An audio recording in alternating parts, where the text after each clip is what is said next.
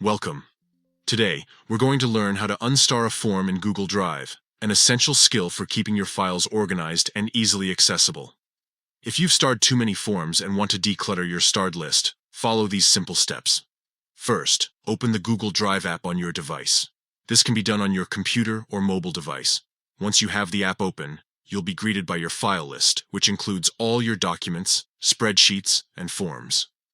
Next, you need to find the form you want to unstar.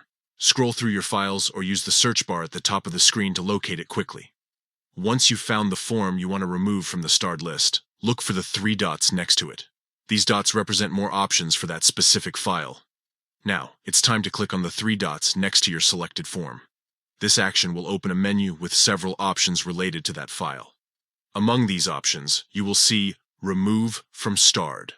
Click on this option to unstar the form, and that's it. You've successfully removed the form from your starred list.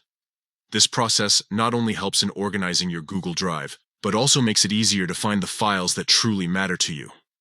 Remember, starring files is a great way to keep important documents at your fingertips, but it's just as important to manage that list so it remains relevant.